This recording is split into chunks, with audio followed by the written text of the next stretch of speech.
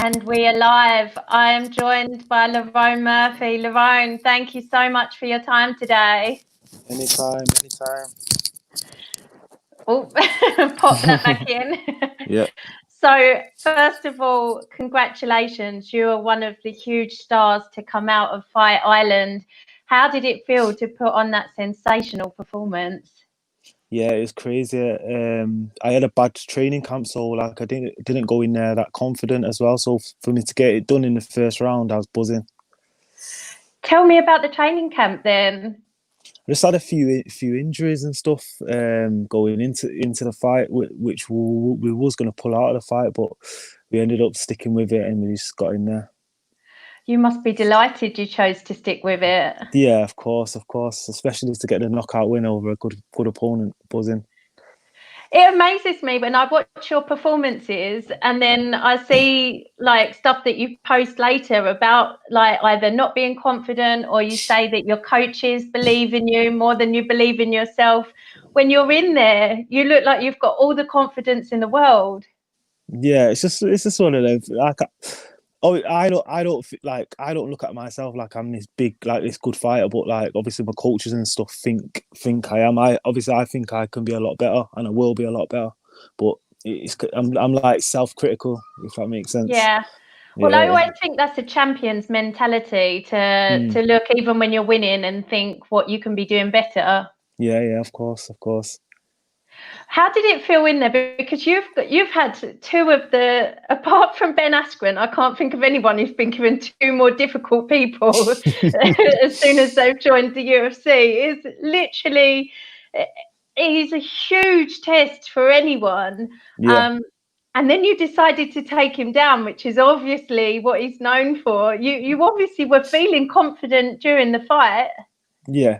So when we first got into the first clinch and I felt him and I knew I was a lot stronger than him. I just knew I could go to the ground and obviously his background's jiu-jitsu and I knew if I just like strike and kept good posture where he couldn't submit me, I could ground and pound him. So you must be really confident in your jiu-jitsu as well, though, to think that you were happy to go to the ground with someone who has got such a big jits game and has been in the UFC. I think that was his like 7th or 8th fight in the UFC. Yeah. But I've grappled with a lot of good guys in the gym. There's a few kids that come down from all over the place. And these guys are high level grapplers, and I'm not that easy to submit. So I was confident on the floor with Ramos. And was it in the game plan to take him down? We don't really have game plans. We just train all areas of the MMA, and wherever the fight goes, it goes. We don't have like a game plan to say, oh, make sure you don't go to the ground. It's just like obviously we would like to keep it standing, but it didn't go that way. Yeah. Have you watched it back with the commentary since? Yeah. It's funny. I watched it a few times on the plane. What did you think of? To me, it made me laugh when they were saying about, oh, he shouldn't be taking him down, or I'm surprised he's taking him down, and then afterwards they were like, oh, he knew what he was doing. Yeah. So basically, I seen Bisping in the lobby, in the hotel lobby, and he was like, what's the game plan going into the fight and stuff, like give me something that I can speak about. And obviously I just told him that we're going to keep it standing and stuff, so it was probably a shock to him as well. Not that you want to give away your game plan to anyone before you go in there, right? Exactly. And what about that strange little, it was almost like a football like back pass thing that he kept doing, that weird little kick. Yeah. What did you think of that? He was just overconfident. Them kicks weren't doing anything. I think only one of them actually landed it. It's just like nothing. Do you know what I mean? It's just a waste of time. It didn't feel like it could have any leverage or power to it. Not at all. I actually just thought he was using that to set up something else, which I think he threw a spinny kick off it the second time or the third time. But I think he was just using that to set something else up. Yeah, I was waiting for something else to come after it, but it never quite materialised. Yeah. I think he would have probably maybe tried something in the later rounds or something. I don't know. Yeah. And obviously now you're a rich man because you walked away with one of the bonuses as well. How does that feel? I've not been paid it yet, but it's good. It's good. It helps. And we saw you talking to Dana, Yeah. and I think, were you saying that, like, is that worthy now? If you don't know, now you know. Yeah, exactly that. I just like, obviously when he posted that was like a big thing for me, and Yeah. it was like I just wanted to make sure that I proved him right, and yeah, I'm always going to be in a good fight and stuff. So as soon as I And won, I shouted over to him. yeah, and he tweeted you afterwards as well, didn't he? That's not that Yeah, common. I know. It was massive. Like I even spoke to him after the fight and stuff, and he said he's behind me and stuff, and he can't wait to see me fight again. So it's all positives.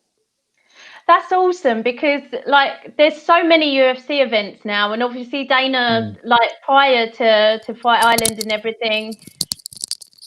Sorry, That's all right. Wait till you can hear me.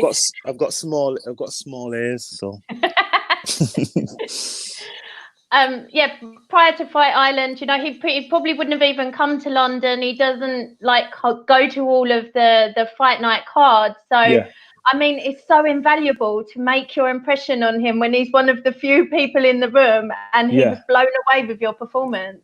Yeah, of course. Obviously, the goal is to get the UFC back to Manchester at some point. So to keep building my profile in front of him, I'm sure we'll get there someday. And what do you think of the meme of you that's going around where somebody's taking your shorts naked one. It's funny. Nobody's safe on the internet. Nobody's safe. Nobody's safe. I don't know who comes up with that stuff, but before you know it, it's just all, you've gone I viral. know. That was literally out the same night. I was like, wow, they're quick. There were some people who thought that was real, you know. Yeah. Wow. Crazy. So, like I said, you've had two really, really tough tests in the UFC so far. The last one, I always mess up this name. Zubaira Tukhugov, I'm going to say, yeah. You took it on short notice when you were away on an all-inclusive holiday. I mean, even the weight cut must have been tough. Yeah, it's hot. I've done like 16 kilos, so it was like, obviously I had a lot of water weight on me because I was obviously away eating stuff and the flight and stuff, but most of it was like, because I had to cut down the calories so much, I was dead throughout camp. I had no energy and stuff, but yeah, other than that, it wasn't too bad. So was there no doubt in your mind that you wanted to take the fight, even though you knew you knew the opponent and you knew how much weight you had to lose? Nah, them opportunities don't come around twice. Like, I know a lot of people that have turned down UFC fights before and have just never got there in the end. Like a few good people. So you just never know what's going to happen. You might turn that down. You might get beaten your next fight against somebody lesser. Could get injured. Nobody knows what's going to happen in this game. It's unpredictable. So you just got to take your chances. And how do you think you'd have done against him on a full camp? You just never know, do you? You just never know. But I know I would have had more cardio in that third round. My mind would have been sharper. Everything would have been sharper. I think I would have won. Definitely. How did you think the fight had gone when you were in there? Because obviously a draw is a really strange and unusual result for an MMA fight. I thought because I was in his hometown, all these fans and stuff, I thought they might give it to him. He did have a lot of top control as well. Not that he'd done anything with it, but he did have a lot of top control as well. So I thought they might have given it to him. But when I've watched it back, I think I won the last 2 rounds. So it's a fair decision. It's a fair decision. I'm happy with the draw. And what's next for you? Food. A lot of food this month. I'm just going to rest this month, recover, get my body back to how it was, because I've had a long camp. I've been training all year. Obviously, I was supposed to fight in London and stuff. So I'll just get my body right again. I'll probably get back out to Thailand in September for about 6 weeks or so, and then hopefully we'll get another one in December. Amazing, because they're talking about going back to Fight Island again. just multiple times and until COVID's sorted, and obviously nobody knows how long that's going to be. And it's Abu Dhabi's obviously a happy stomping ground for you so far. I love Abu Dhabi. I love Abu Dhabi, especially Fight Island. That was a crazy experience. Like, we got treated like top class athletes and stuff. They had physios on site. They had everything. Food was good. Everything was perfect. Business class flights, everything. How does it feel to be flying business class? And obviously the W is a beautiful hotel out there as well. Yeah. It just felt like it felt like I'd made it. Obviously, I've not made it, but it just felt like I was like a superstar. Do you know what I mean? It was crazy. It was nice. It was nice, refreshing. Yeah. I'm sure you've got a lot of people around you keeping you grounded and not letting you believe that you've made it yet. I know myself. I know I've got much harder fights to come. I've just got one foot on the ladder. I've got a long way to go. I'd never get ahead of myself. Yeah. Oh, it's really exciting though to see all of the Brits that have been representing us get the royal treatment out there. It's absolutely superb because you guys put so much into camp, and especially everybody who thought that they were going to be on the London card has literally been in camp for the whole of 2020. Exactly. It's like a massive reward for us because I've missed out on so much stuff this year. Obviously, we've been in lockdown, but I've missed out on a lot of family gatherings, birthdays and stuff, and just a lot of stuff, and just training all year. I've literally not had no time for myself or my family. So to go out and Fight Island, have a little holiday, have a fight, win, and come home, it's just amazing. I feel good. The quarantining as well, what was that like? Did it feel like it went on forever? Yeah, I enjoyed it though. I'm not gonna lie, I enjoyed it. Obviously, I just done one-to-one work with my coach and stuff, and then just relaxed, just come home. This is what I do anyway. I just train and go home anyway. So for me, it was good. I wasn't missing out on anything. I wasn't seeing my friends posting snaps here and there, and do you know what I mean? So it made camp easier for me. I wanted to ask you about something that happened back in 2013. I'm sure you get asked about it a lot. I've seen it in lots of news reports about you and stuff where you were shot. Do you mind talking about that and what happened? It's just a situation. It's just one of them. It's just one of them things that I got caught up in when I was younger. It wasn't it's just one of them things just involved, not involved in the wrong stuff, but just being a boy, just being a young boy in it, and stuff happened. I got a shot when I was 21 outside of a barber's. That's about it. And you found MMA after that, right? Yeah. I started training about maybe 6-7 months after that, and then that just took me away from all that stuff, kind of thing. Because I always advocate MMA to young people. I think it can bring so much positivity into their lives, not just the physical side of it, but just in every way, really. Everything. It gives you a massive discipline. It gives you something to work towards, and it humbles you. I'll just explain it like this: I could say a geek or something. You can go into the gym and a geek will beat you up. Do you get what I'm saying? And it's humbling. You think you're this bad kid, and then you're getting beat up and it's mad. So it teaches you discipline and stuff, and I'd definitely get my children into it because I think it'll stop them from being bullied and being a bully, because you're humbled and you're disciplined. I think that's a really important message for kids to hear, because whether you want to be or not, you're a big role model to people. Kids are going to see you and want to be like you, and especially the fact that has happened to you. Hopefully they'll look at whatever situation they're in and see that's not the final destination. They can be whoever they want to be.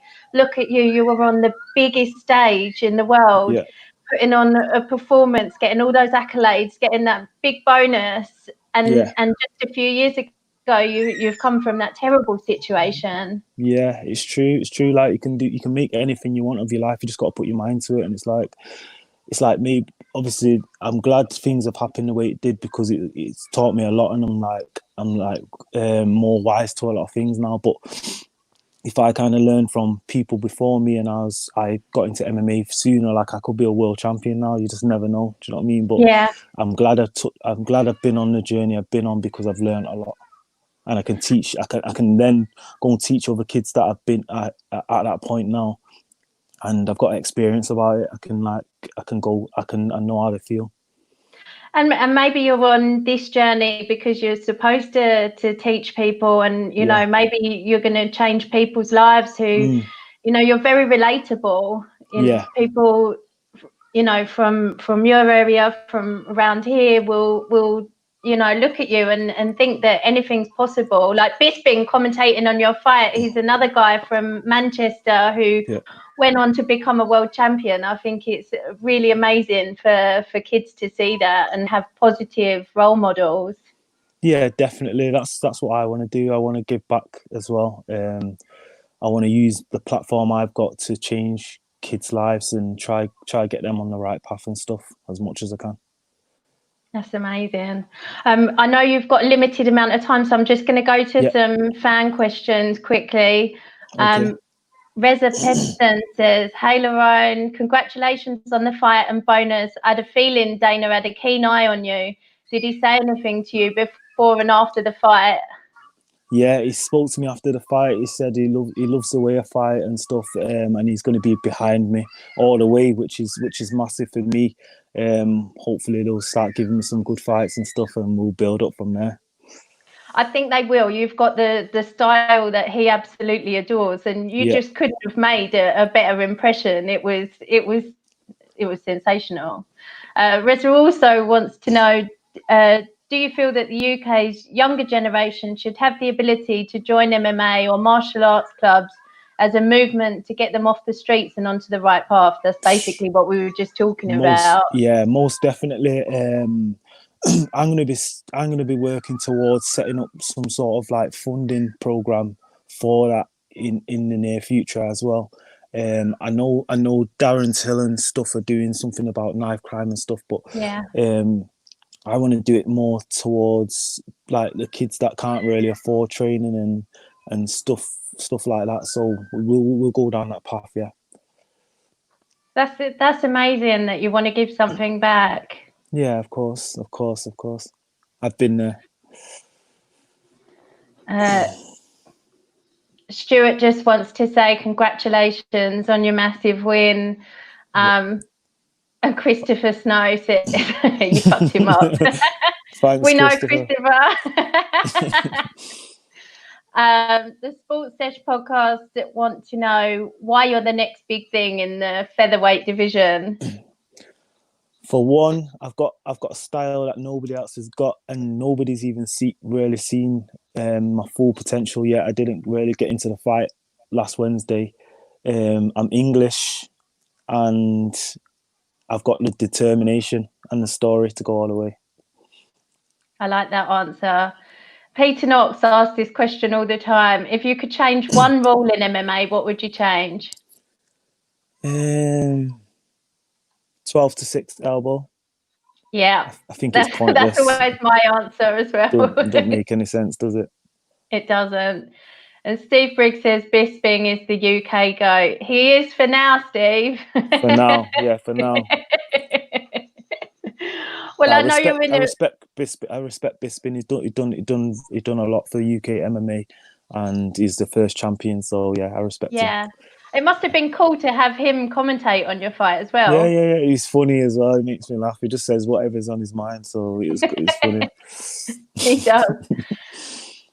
Well, just congratulations again on an absolutely remarkable performance. I can't wait to see you back in there. I've seen you on the UK scene for a number of years, and you always think these people look head and shoulders above their competition, and you can't wait to see them tested against, you know, all the other people in the UFC who've come from the same backgrounds from their nation. So to to see you get in there and kick ass against the best of the best is just amazing. And we're all so proud of you and delighted for you and just excited to see what you're going to do next. Thank you. So I can't wait to get back in there and perform how I know I can perform as well. So it'll be good to see next fight. It's funny to hear you so critical of such an amazing performance. I'm starting too slow. That's what it is. I'm starting too slow, but we'll pick that up. Well, we didn't notice, but we're looking forward to the next one. Thanks so much, Lerone. Is there anyone you wanted to shout out before you went? Yeah, I shout out my coach, Carl Prince, my gym, Manchester top team, all my training partners there, Lofty, Kane, Loz, all them guys. Big shout out to these guys for my camp, Luke Barnett too. Excellent. Thank you so much for your time. I'd love to get you back on when you've got a bit more time to talk about your training and everything, and hopefully we'll have another fight before the end of the year. Yeah, definitely. Just drop me a message. Thank you. Thanks, Lerone. You've been amazing. Thank you. See you later. Bye.